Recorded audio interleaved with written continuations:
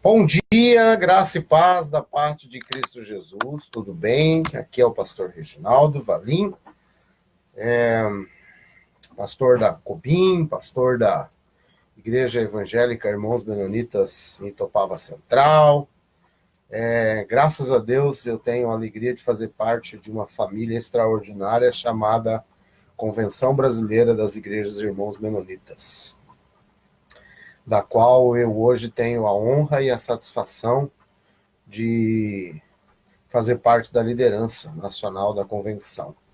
Estou muito honrado pelos irmãos que construíram uma história rica e extraordinária de quase 500 anos, que vamos fazer 500 anos agora em 2025, e é uma história recheada de vitórias, de guerras, de batalhas e de vitórias.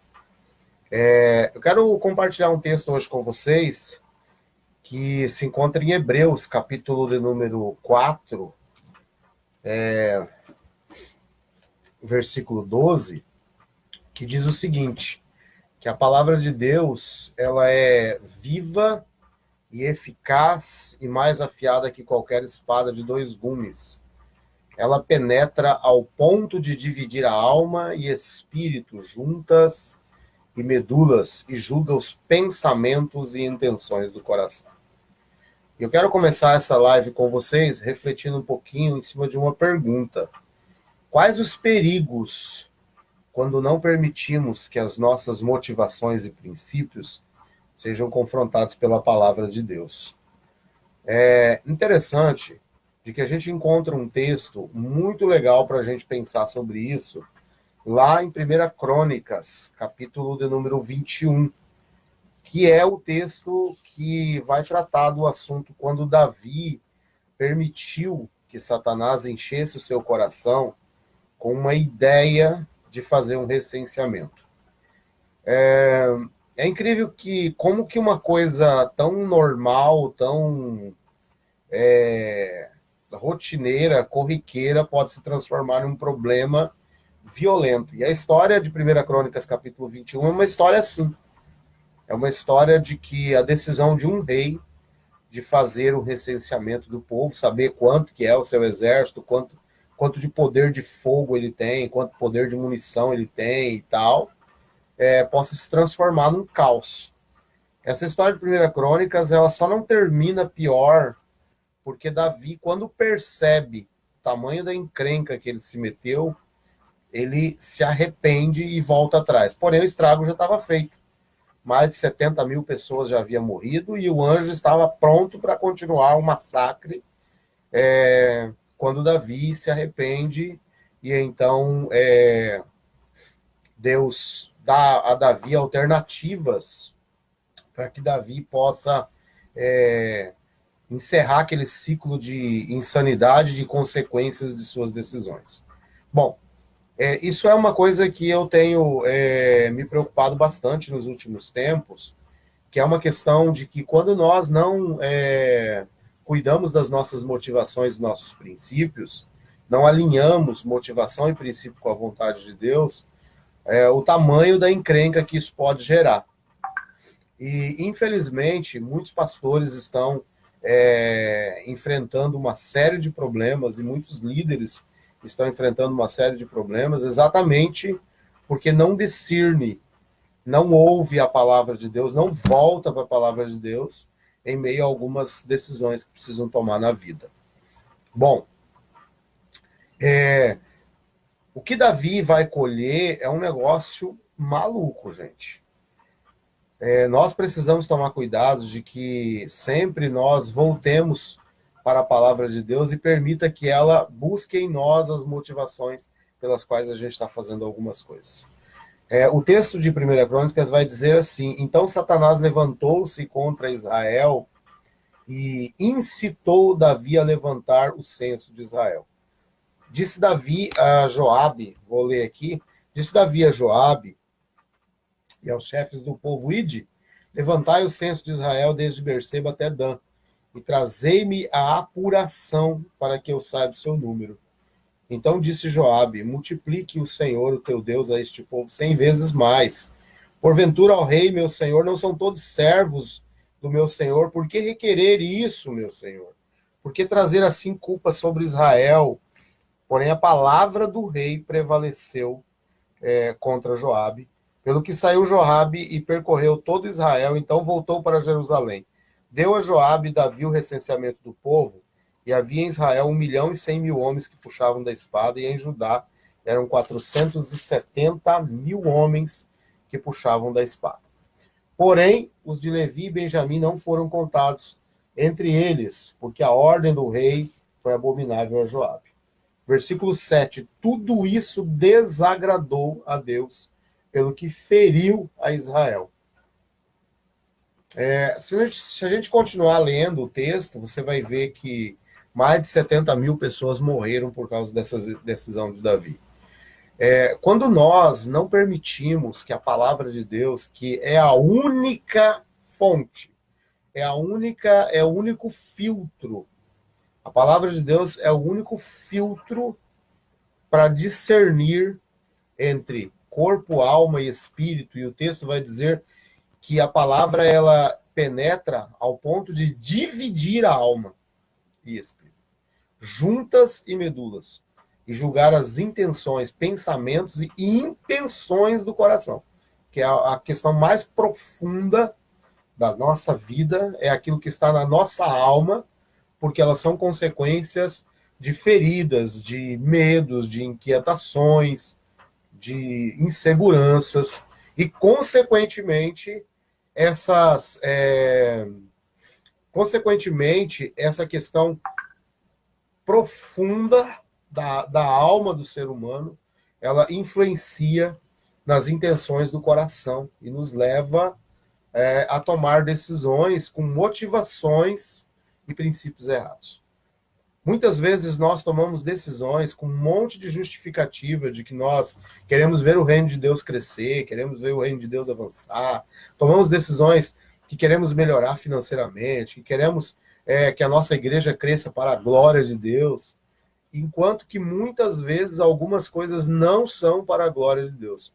E embora algumas das nossas ações e decisões pareçam ser tão tranquilas de serem tomadas, por exemplo, como o recenseamento, se esse recenseamento fosse feito com a motivação e com o princípio correto, provavelmente não teria acontecido nada. Mas o que Davi estava propondo naquele momento, o que Davi estava fazendo, é deixar com que o seu coração se enchesse de orgulho, se enchesse de arrogância, que é aquela semente de Satanás, que é o orgulho, né? Serei como Deus, eu terei o controle das coisas. Muitas vezes nós estamos na mesma situação que Davi. São outras decisões diferentes, mas são decisões similares e com muitos recheios nessas decisões. Recheios esses que parecem nos embasar para tomarmos aquela decisão. Mas daí, quando nós voltamos para a palavra de Deus e confrontamos esses pensamentos e essas ações e essas decisões com a palavra de Deus, provavelmente a palavra de Deus vai nos levar de volta para quebrantamento, para mudança de atitude, mudança de pensamento. Davi, ele assume a prerrogativa de ser rei, e Joabe não tem muito o que fazer diante da palavra real, e ele então vai fazer, ele acaba no meio do caminho, estando tão aborrecido que ele não conta todo o exército, ele conta só parte do exército, né? E quando ele volta para Davi, Deus já mandou o anjo, a coisa já está pegando para o lado de Davi, e infelizmente o povo de Israel pagou um alto preço pela motivação, pelo princípio errado que Davi estabeleceu naquele momento. Então eu quero deixar essa reflexão para a nossa meditação nessa manhã. Quais os perigos quando não permitimos que as nossas motivações e princípios sejam confrontados pela palavra, antes de nós tomarmos uma decisão? Porque após tomarmos uma decisão, nós só temos duas coisas. Uma é colhermos a justiça de Deus, porque a Bíblia diz que de Deus não se zomba, tudo aquilo que a gente semeia, a gente colhe, e isso é um fato, não tem escapatória. A segunda coisa é nós experimentarmos a grande misericórdia do Senhor. Só que a misericórdia é misericórdia. A palavra já diz tudo, né? Que a misericórdia do Senhor só veio diante da necessidade, da nossa incapacidade, da nossa necessidade expressada de uma coisa errada, ruim que a gente fez pra caramba. Então, que nós possamos permitir que a palavra de Deus seja o divisor de águas em todas as coisas que fizermos. Seja na nossa vida financeira, seja no nosso casamento, seja no nosso ministério, seja num simples recenseamento, seja numa contagem de membros, seja numa aplicação de um modelo, de uma forma de fazer, seja na questão dos nossos negócios, você que tem empresa, você que trabalha numa linha de produção, você que é empregada doméstica, você que é office boy, bancário, advogado, médico, que as decisões da nossa vida sejam pautadas na palavra de Deus. Que nós possamos sempre termos como base a palavra de Deus, porque ela é a única fonte, ou ela é o único filtro que de verdade não permite que as nossas motivações e princípios sejam errados na hora das nossas decisões. E que Deus nos ajude, né? Graças a Deus, Davi, ele se arrepende logo na sequência, a coisa é muito rápida, muito intensa, e Davi se arrepende logo na sequência, vai fazer um sacrifício, na época, a questão dos sacrifícios, né? Vai fazer o sacrifício, vai oferecer os sacrifícios na eira de Araúna, né? Vai pagar um alto preço por isso, e vai retornar as coisas de novo ao lugar, porém, a perca já está muito grande, e milhares de pessoas já morreram por causa disso. Que nós não permitamos que as pessoas, que nós não cheguemos a esse ponto de repente, em consequência de algumas das nossas ações, que nós mesmos morramos, ou que nós mesmos pereçamos, ou que alguém pereça por causa da gente, por causa das nossas decisões. Né? Quantas vezes nós vemos pessoas indo embora da igreja, saindo, porque nós tomamos uma decisão errada, ou porque falamos alguma coisa que de alguma maneira afetou as pessoas, e de fato, o que nós devemos fazer é, de novo, voltar para a palavra e vermos se, de fato, a gente não pisou na bola, ao pensar daquele jeito, ou ao falar daquela maneira. Sabemos de que estamos em meio a decisões que são diárias e são decisões muito simples, e que às vezes ficamos à mercê das influências, das tentações de Satanás. Isso me remete a Jesus, né? Quando Jesus foi tentado no deserto, Satanás usou argumentos bíblicos e corretos para tentar desviar Jesus do foco, né? A tentação de Jesus é um exemplo clássico do que pode acontecer quando nós ficamos firmes nas nossas motivações e princípios. O que Davi vai fazer? O que Jesus vai fazer? Jesus vai, diante do confronto de Satanás, vai confrontar de volta Satanás, rebatê-lo com a palavra. A chave da nossa vitória está em rebater as tentações da vida, as tentações do diabo, as tentações do mundo, as tentações do nosso coração com a palavra de Deus. E Jesus vai fazer isso de forma clássica, né? Satanás diz para ele, transforma as pedras em pães, porque você está com fome pra caramba. E Jesus tinha muito motivo para transformar as pedras em pães. Afinal de contas, ele estava 40 dias no deserto sem comer e sem beber. E aí Jesus olha para Satanás e diz, Satanás, nem só de pão viverá o homem. Porque a questão ali não era o pão para Jesus comer. A questão ali era, se tu és o filho, prova para mim que você é o filho. Né? Vamos lá. Abusa do poder que você tem, abusa da autoridade que você tem no reino de Deus, né? Abusa da autoridade para se dar bem. Tem um monte de gente abusando da autoridade espiritual, dos dons do Espírito, do nome de Jesus para se dar bem, né? Tem um monte de gente usufruindo de forma incorreta do nome de Jesus para se dar bem no processo. Sim ou não? Quando a gente vê aí um monte de gente enriquecendo, fazendo fortunas em nome de Jesus, né? Essas pessoas colherão em algum momento aquilo que a palavra de Deus diz. Porque vai chegar um dia que algumas dessas pessoas vão chegar diante do Senhor e dizer: em teu nome fizemos, e Jesus vai dizer: não sei quem são vocês. As motivações e princípios que você usou estavam errados. Você não se permitiu ser confrontado pela palavra na sua própria vida, nas suas próprias decisões, nos seus próprios sentimentos, naquilo que está mal dentro do seu coração. E então, eu não sei quem é você. Então, a gente tem essa pegada da palavra do Senhor. A palavra de Deus é viva e eficaz. Ela é mais afiada do que qualquer espada de dois gumes. Ela penetra ao ponto de dividir, né, de fazer a separação da alma e espírito. E olhar dentro de cada compartimento secreto da nossa vida, né? Ele vai com essa ideia de alma e espírito, juntas e medulas, pensamento e intenções, né, do coração do ser humano. Ele vai nos dar essa ideia de afirmação o tempo todo, dizendo assim: não há nada em você, no mais profundo do seu ser, da sua alma, que a palavra não possa discernir.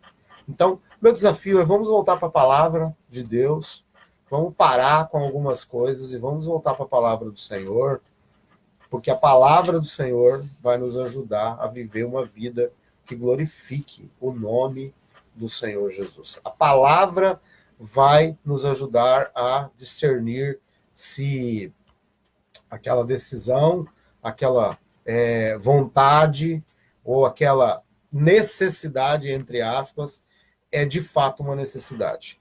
Muitas vezes nós fazemos o quê? Nós compramos coisas que não vamos usar, afirmando que nós temos uma necessidade, enquanto que na verdade não é uma necessidade. Na verdade é uma vontade, é um desejo de ter, de ser, de mostrar, de fazer. E fundamentamos isso de forma, às vezes, muito interessante, porque fundamentamos isso, né, numa razão, dizendo assim: não, cara, a gente tem uma necessidade, sim, ela é real, essa necessidade. E enquanto ela não é real. Na verdade, ela não é real. Ela é um engano para as nossas vidas, ela é um engano para o nosso coração. E nós estamos muito, muito acessíveis para essas coisas erradas na nossa vida. Satanás tem conseguido fazer isso desde que o mundo é mundo. Desde Gênesis, quando derrubou o homem e a mulher em Gênesis. Quando ele diz para a mulher: olha, foi isso que Deus falou? Foi isso. Na verdade, não é isso. Quando Deus falou isso, Deus queria só privar você de você ser como ele. E aí você volta para a palavra e diz assim: cara, tem alguma coisa muito louca aqui. Por quê? Porque, na verdade, Adão e Eva já eram como Deus. A Bíblia diz: façamos o homem a nossa imagem, a nossa semelhança. O homem e a mulher já eram imagem e semelhança de Deus. Eles não precisavam ser como Deus, né? Eles não precisavam além daquilo naquele momento. Eles só precisavam entender que eles já eram imagem e semelhança de Deus. Mas Satanás consegue, quando diz para a mulher: olha, vocês serão como Deus, convencer a mulher a comer o fruto, e ela convence o seu marido, e o caos se estabelece. Deus tem que vir com a sua justiça e tirá-los do jardim, e ao mesmo tempo que aplica a sua justiça, aplica a sua misericórdia, a sua bondade, ao ponto de dizer assim: olha, eu tenho que tirar vocês do jardim, porque vocês pisaram na bola, mas eu vou fazer o seguinte: eu vou criar um caminho alternativo. E o caminho alternativo é o quê? É a vinda de Jesus para morrer na cruz, para nos salvar. Sou muito grato a Deus por poder compartilhar essa palavra com vocês essa manhã. Essa palavra tem confrontado a minha vida. Essa palavra não é uma palavra para você em especial. Essa é uma palavra para mim, no auge dos meus 43 anos, quase 44, na caminhada ministerial desde 1992.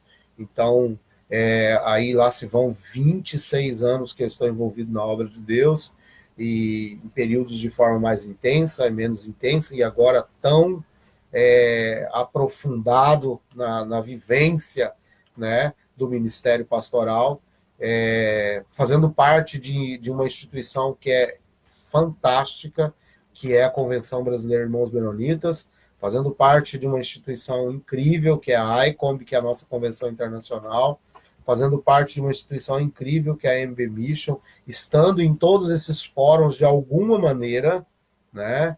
Talvez não com funções específicas, mas fazendo parte de uma família maior, né? No auge dessa minha caminhada, eu tenho muitas vezes me preocupado com isso, no meio de tantas decisões que eu tenho que ajudar a tomar, que eu tenho que tomar no dia a dia e que eu tenho que ajudar naquilo que nós chamamos de presbitério, né? Regional, ampliado, local, nacional, internacional, no colegiado, né, das decisões. Eu quero tentar me manter voltado para a palavra do Senhor, buscando nela o discernimento para ajudar aos meus irmãos e ser ajudado pelos meus irmãos a discernir o que nós devemos fazer como igreja do Senhor sobre a face da terra, como marido, como pai, como filho, como homem da sociedade, para que a minha vida glorifique ao nome do Senhor. Você que está fazendo parte aí desse momento que eu estou compartilhando, muito obrigado a todos que entraram aí, de alguma maneira estão curtindo, ou estão assistindo, ou estão deixando algum comentário, né? Agradeço a vida de cada um de vocês são muito bem-vindos. Esse vídeo vai estar depois aí na página. Compartilhe com alguém, se você aceita essa palavra como verdade para a sua vida, compartilhe com alguém, fique à vontade para compartilhar nas suas redes sociais, se você achar interessante. E vamos disseminar a verdadeira palavra de Deus para as nossas vidas. Estou muito cansado de baboseira em termos de evangelho. Não aguento mais algumas coisas que estão por aí em termos de evangelho. Eu quero que a igreja do Senhor volte de novo para a palavra, que é viva e eficaz. Não aguento mais ladainha, conversa para boi dormir em alguns aspectos. Tem um monte de gente falando um monte de bobagem por aí, vivendo um evangelho tão ruim, não permitindo que a palavra de Deus confronte os corações e as motivações. E então líderes têm se perdido nesse sentido. Querido, você e a sua família, agora vamos trazer isso para um campo bem mais simples, né? Você e a sua família, homem, mulher, marido, mulher, pai, mãe, filho, né? Volte suas decisões para a palavra do Senhor. Quando você tiver que fazer uma compra, quando você tiver que fazer uma dívida, quando alguém, por exemplo, né, um exemplo bem prático do que é a palavra de Deus nesse sentido, e que muita gente peca nesse sentido. Vou dar um exemplo bem prático, bem simples.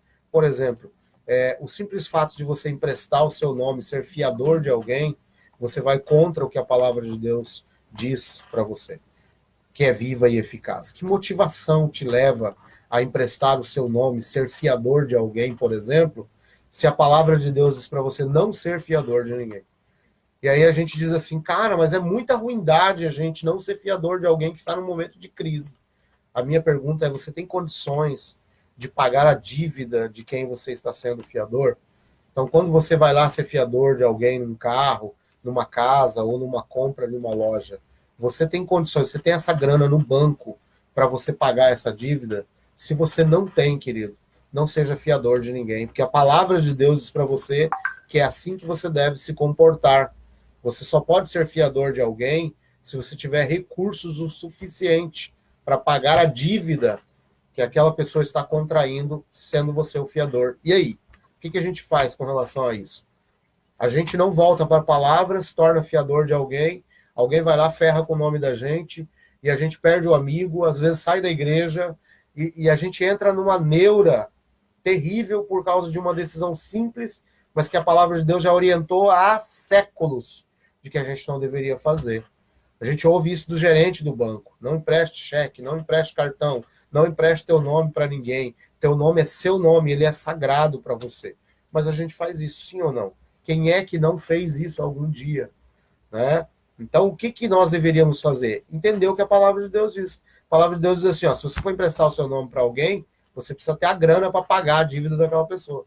A gente não pensa nisso. A gente simplesmente se torna fiador de alguém e aí a gente colhe as consequências disso e aí a gente vai reclamar com Deus. Pô, Deus, e agora? Pá, o cara lá me ferrou. Não, desculpa, querido. Quem se ferrou foi você, porque não voltou para a palavra de Deus. Não ouviu, não leu o que a palavra de Deus diz para você não fazer. Né? Quando a palavra de Deus diz para você assim, olha, ame sua esposa como Cristo amou a igreja. Se você não faz isso, e aí? Discirna de verdade o seu papel como homem, como mulher, como marido, como esposa, como filho. A Bíblia diz, honra teu pai e tua mãe para que te vá bem. Mas aí eu acho justificativas para não honrar. Eu digo, não, minha mãe, ela é complicada, ela é esquisita, o meu pai é chato, ele bebe, ou ele fuma, ou ele isso, ou ele fez aquilo. Não interessa o que ele fez. A palavra de Deus diz para você honrar teu pai e tua mãe, para que você vá bem sobre a face da terra e para que os seus dias se prolonguem. E aí? Então Deus fez as coisas, criou, estabeleceu princípios, organizou as coisas, fez bases para nós andarmos sobre, e com as nossas motivações complicadas, porque de repente o pai bateu, o pai chamou atenção, o pai fez um negócio, porque a mãe fez uma coisa errada, nós quebramos o fundamento, o princípio de honrar pai e mãe. E aí o que a gente colhe? Bom, se a Bíblia diz que para irmos bem nós devemos honrar pai e mãe, se a gente não honra pai e mãe, então a gente não vai bem. E aí? Então a palavra de Deus ela é viva e eficaz, mais afiada que qualquer espada de dois gumes, e penetra a divisão da alma e do espírito, juntas e medulas, né? Para discernir os pensamentos e as intenções do coração. Então, essa palavra ela é profunda e ela vai nos levando a novas reflexões, né? Como esposa, ah, não, mas o meu marido não me ama, então eu não vou honrar meu marido, eu não vou respeitá-lo porque ele não me ama. Bom, então viva um ciclo da insanidade, ele não te ama, você não honra e não respeita, e ambos vão colher as consequências disso. Agora, quais são as experiências que nós temos ao longo dessa caminhada? Que quando o homem e a mulher, por exemplo, quebram o ciclo da insanidade, que um começa a fazer a sua parte, como a Bíblia manda fazer, ela cura o outro. Ela automaticamente leva a cura para o outro que ainda não está fazendo. Porque é isso que a Bíblia diz. A Bíblia diz o quê? Que a mulher santa santifica o marido e vice-versa. Entende? Mas a gente insiste em não viver o que a palavra de Deus diz, não permitir que a palavra de Deus nos confronte nas nossas motivações e princípios, e aí a gente vai colhendo uma série de consequências que a gente não gostaria. Tá certo, queridos? Então Davi vai colher isso em consequência da sua não volta para a palavra. Joabe diz, cara, volta, rei, volta para a palavra, vamos lá, você não precisa disso. Mas Davi, ele faz o quê? Ele prefere ficar com a sua decisão e ele toma uma invertida que é de arrebentar a cabeça, a invertida de Davi. E, infelizmente, uma multidão de pessoas pagam com a vida. Querido, quantas coisas, quantas pessoas, quantas situações na sua vida, na minha vida, estão, né, aí toda complicada porque a gente, em algum momento, não se voltou para a palavra. Né? O que a Bíblia diz para nós fazermos com relação, por exemplo, às nossas autoridades? A Bíblia diz que é para nós orarmos pelas nossas autoridades, a Bíblia diz que é para nós respeitarmos nossas autoridades, a Bíblia diz que é para nós respeitarmos a lei do nosso país e buscarmos em Deus a justiça, irmos para o Senhor. Tudo aquilo que nós nos encontrarmos injusto no nosso país, nós devemos falar o quê? Nós devemos ir para o Senhor, que é o Senhor dos governantes e dos reis, e dizer para o Senhor, e o Senhor vai intervir. Mas o que a gente faz? A gente começa a entrar nas guerras que estão por aí, e a gente começa a entrar nas guerras de pessoas com princípios e motivações completamente erradas, e a gente se joga nessas questões, e aí a gente começa a tomar pancada. Aí a gente quebrou um princípio e a gente acha que vai dar certo. A gente quebrou o princípio de submissão às autoridades que Deus mandou fazer. E a gente acha que está certo. Aí a gente diz o quê? A gente diz assim, não, mas eu tenho um motivo pelo qual fazer isso. Qual é o teu motivo? Teu motivo é quebrar o princípio da palavra de Deus? Teu motivo é arrebentar com a palavra de Deus, que é viva e eficaz? Qual é, de verdade, o motivo? É porque eu quero me dar bem? É porque eu não quero que mexam em algumas coisas que me favorecem? Aonde que realmente está? A única forma de nós entendermos de verdade por que fazemos algumas coisas é quando nós voltamos para a palavra. E aí a palavra não vai nos permitir fazer algumas coisas. Né? A palavra não vai nos permitir nos rebelarmos contra autoridades. Por que a palavra vai dizer isso? Porque tem fundamentos. Deus estabeleceu fundamentos. Quem é que está sobre os governos? Deus. Daniel vai dizer sobre isso. Daniel vai dizer o quê? Vai dizer para nós de que é ele quem estabelece reis e governos. Ele pode usar você através do seu voto, através da sua cidadania, mas quem estabelece é ele. E quando ele não quer que alguém assuma, ele mata a pessoa, ele dá fim, ele resolve esse assunto.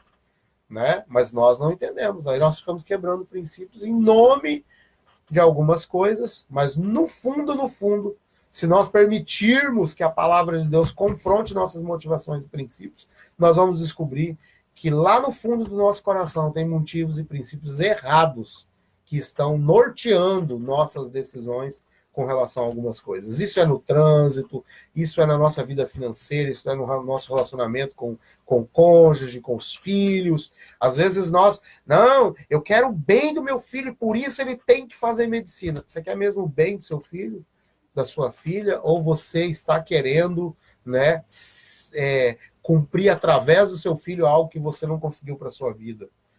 Entende? Tem um monte de gente que, frustrado porque não conseguiu alguma coisa, coloca um peso sobre os seus filhos enorme, enquanto que eles deveriam permitir que os seus filhos, sendo confrontados pela palavra de Deus, possam tomar decisões para que eles cumpram o propósito de Deus para a vida deles. Tem um monte de filho vivendo de forma machucada, de forma ferida, os propósitos dos pais. Querido, volte para a palavra de Deus. A palavra de Deus ela é viva e eficaz. Ela vai conseguir ajudar você a discernir, né, o que é e o que não é. Né? Tá bom? Que Deus abençoe você. Obrigado a todos que entraram aí, que assistiram um pouquinho, aqueles que comentaram. Né? De novo, compartilhe isso na sua rede, faça bom uso dessa palavra e também deixe suas perguntas, seus questionamentos. Talvez se você acha que eu falei alguma bobagem aqui também, fique à vontade para me mandar mensagens aí dizendo, olha, pastor, acho que você perdeu a linha aí, falou alguma coisa que não deveria. Um grande abraço, queridos, Deus abençoe vocês, em nome de Jesus. Fica na paz.